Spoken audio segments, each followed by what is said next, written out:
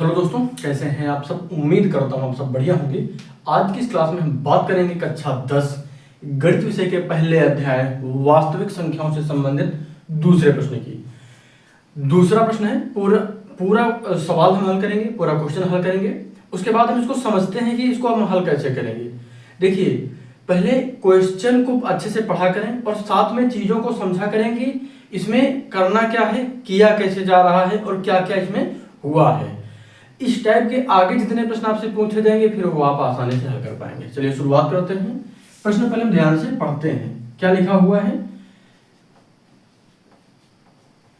पूर्णांकों के निम्नलिखित युग्मों के एचसीएफ और एलसीएम ज्ञात कीजिए तथा इसकी जांच कीजिए कि दो संख्याओं का गुणनफल बराबर एचसीएफ और एलसीएम यानी एचसीएफ इंटू एलसीएम है।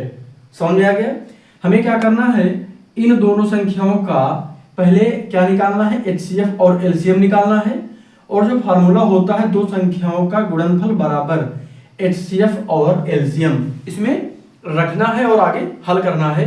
ये देखना है कि जो दो संख्याओं का गुणनफल आएगा वह एलसीएम और एचसीएफ के गुणनफल के बराबर है या नहीं।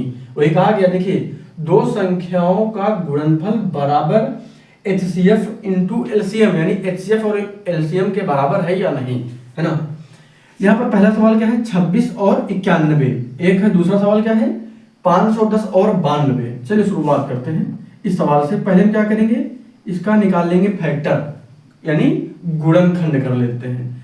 तो यहाँ पर सीधा सा हो जाएगा 2 गुणे 13। क्या हो जाएगा, 2 गुणे 13। ठीक, अब आगे क्या है, 91। तो यहाँ पर क्या हो जाएगा,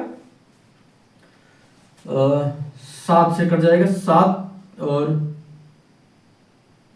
13।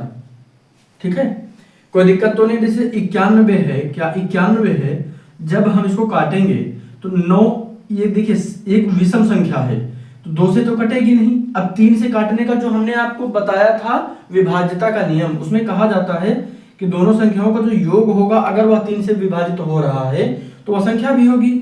यहाँ पर गौर करेंगे तो 9 और 1 10 होता है, तो 10 3 से कटेगा नहीं तो ये भी संख्या नहीं कटेगी। 4 तो 4 से नहीं कटेगी क्योंकि ना तो 0 है ना ही दोनों कटने वाली संख्या है। 5 से तो 0 और क्या होता है, 5 से विभाजिता का नियम क्या है कि 0 या फिर 5 होना चाहिए, भी नहीं होगा।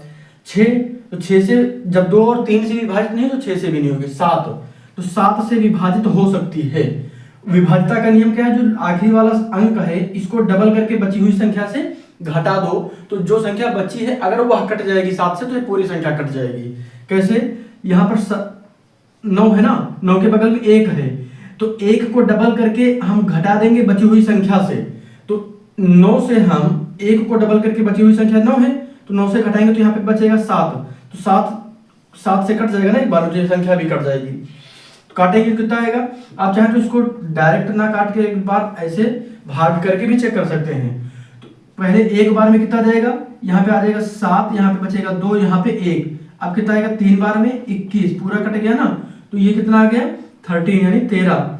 यहाँ पर क्या हो जाएगा, 30 से जब डिवाइड करेंगे तो 1 आ जाएगा। तो यहाँ पर कितना हो जाएगा 7 इंटू 13। क्लियर है ना। एक एक चीजें मैं इसलिए समझा रहा हूं कि कोई भी पॉइंट ऐसा ना हो जो आपको समझ में ना आए, सब कुछ आपको आना चाहिए। क्लियर हो गया इतना? चलिए इसको हटा देते हैं। चलिए आगे देखते हैं। अब यहां पे हम क्या करेंगे, पहले हम क्या करते हैं, यहां पर एचसीएफ निकालते हैं। क्या एचसीएफ, तो गौर करिएगा एचसीएफ क्या होता है, वह बड़ी से बड़ी संख्या जो दी गई सभी संख्याओं को पूरी तरीके से विभाजित कर दे, वो एचसीएफ होता है। तो यहाँ पर गौर करेंगे तो 13 एक ऐसी संख्या जो दोनों को विभाजित करेगी, तो यहाँ पे हो जाएगा 13 एचसीएफ है। तो यहाँ पे एचसीएफ हमारा कितना हो गया, एचसीएफ हो जाएगा 13। ठीक, अब अगर हम एलसीएम की बात करें, क्या एलसीएम की बात करें, तो यहाँ पर एलसीएम में सभी संख्याओं को लिया जाता है, कुछ भी छोड़ा नहीं जाता। 2 7 इंटू 13 हो जाएगा, कोई दिक्कत तो नहीं है। अब यहाँ पर क्या करेंगे, 4 से 91 का 2 से मल्टीप्लाई कर देंगे तो यहाँ पर कितना हो जाएगा 2 गुणे 91। कोई डाउट तो नहीं है। अब यहाँ पे क्या करेंगे, हाँ ठीक है, 4 से 91 इंटू 2, 2 एक कम 2 और ये कितना हो जाएगा 2 9 18। तो कितना आ गया हमारा एलसीएम 182। ठीक है ना, कोई डाउट तो नहीं है ना। देखिए मैं एक एक चीज एक एक पॉइंट इसीलिए समझा रहा हूं ताकि कुछ छूटे नहीं। सब्सक्राइब जरूर करिएगा और अपने सभी दोस्तों के साथ शेयर करिएगा। आपके मन में कोई भी ऐसा क्वेश्चन जो आपको नहीं समझ में आ रहा है तो बेझिझक कमेंट कर दीजिएगा। हो सकता है मैं यहाँ पर जो भी एनसीईआरटी की बुक से क्वेश्चन उठा रहा हूँ उसमें आपकी जो बुक है उसमें कुछ अलग क्वेश्चन दिए जाए इसी चैप्टर से, यानी वो वास्तविक संख्याओं से संबंधित कुछ अलग प्रकार के प्रश्न आपको देखने के लिए मिल सकते हैं, तो उनको आप कमेंट कर देना, तो वो चीजें मैं आपको समझा दूंगा। अब यहाँ पर क्या करना है, दो संख्याओं का गुणनफल बराबर एचसीएफ और इंटू एचसीएफ इंटू एलसीएम करना है। तो यहाँ पर लिख लेंगे दो संख्याओं का गुणनफल बराबर एचसीएफ इंटू एलसीएम। ठीक, तो दो संख्याएं क्या है हमारी, दो संख्याएं 26 और 91, कितना 26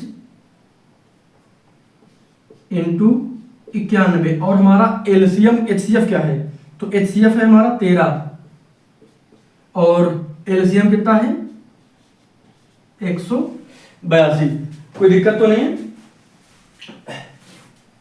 आराम से हो जाएगा।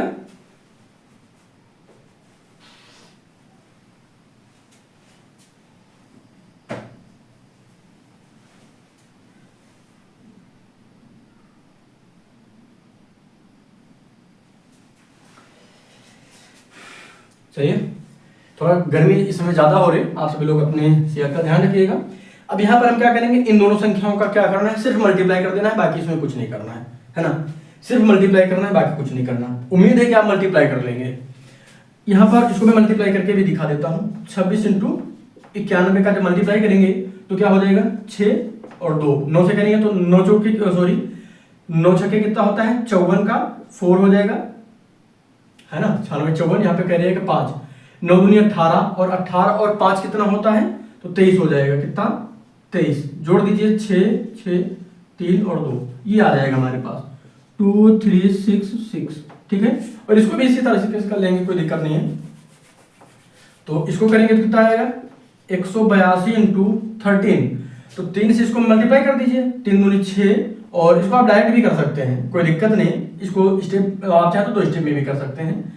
3 दूनी 6 और 3 8 24, 24 का यहाँ पे 4 लिखेंगे, 2 कैरी आएगा, और यहाँ पे कितना हो जाएगा 3 1 कम 3 और 2 5, फिर 1 से मल्टीप्लाई करेंगे तो कुछ परिवर्तन होना नहीं, यहाँ पे क्या हो जाएगा 1। ठीक है, यहाँ पर 6 4 2 6 8 5 13 का 3, यहाँ पे 1 कैरी आएगा, 1 और 2 हो जाएगा, कितना आ गया 2 3 6 और 6। यानी जो कहा गया था सवाल में वो क्लियर है ना। सवाल को फिर से ध्यान से पढ़ेंगे।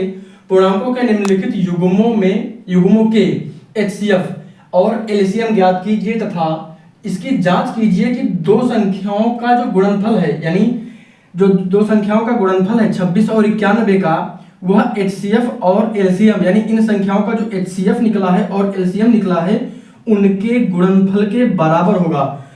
तो जो हमने किया 26 गुणे 91 तो आया कितना 2366, और जब हमने 13 को 182 से मल्टीप्लाई किया इंटू किया तो 2366 आया। यानी दो संख्याओं का जो इन दोनों संख्याओं का मल्टीप्लाई करने के बाद जो युग्मों का मल्टीप्लाई करने के बाद जो गुणनफल आया है वह इनके एचसीएफ के गुणनफल के बराबर है। क्लियर हो गया ना। सेम सिचुएशन में ये भी सवाल है, सेम सवाल है, कोई भी परिवर्तन नहीं है, कुछ भी नहीं करना है आपको। आपको करना क्या है, दूसरा सवाल क्या है 510 और 92। क्लियर है। अब आपको क्या करना है 510 का आप निकालेंगे गुणनखंड, और उसके बाद 92 का गुणनखंड निकालेंगे, उसके बाद इन संख्याओं का एचसीएफ निकालेंगे, और उसके बाद इन्हीं संख्याओं का एलसीएम निकालेंगे। क्या निकालेंगे एलसीएम। ठीक है ना। एचसीएफ और एलसीएम के एचसीएफ और एलसीएम के पूरे नाम आप जरूर लिखिएगा एक बार। जो भी आएगा उसमें दो संख्याएं, यानी क्या 510 मल्टीप्लाई करेंगे 92, और जो एलसीएम आया है एलसीएम इंटू एचसीएफ कर देंगे, तो जो भी संख्या आएगी वह क्या होगी, वो सॉरी बराबर होगी क्या इन दिए गए यानी ये दोनों संख्याएं क्या होंगी वो बराबर होनी चाहिए। इसको आप करिएगा, उम्मीद है आप निकाल लेंगे। नहीं निकाल पाते हैं या कुछ समझ में नहीं आता तो कमेंट करिएगा, हम ये सवाल भी दोबारा आपको समझा देंगे। अभी इसका तीसरा पार्ट भी है, उसको भी हम अभी आपको आगे समझाएंगे अगले वीडियो में। सब्सक्राइब जरूर करना, शेयर भी करना। धन्यवाद।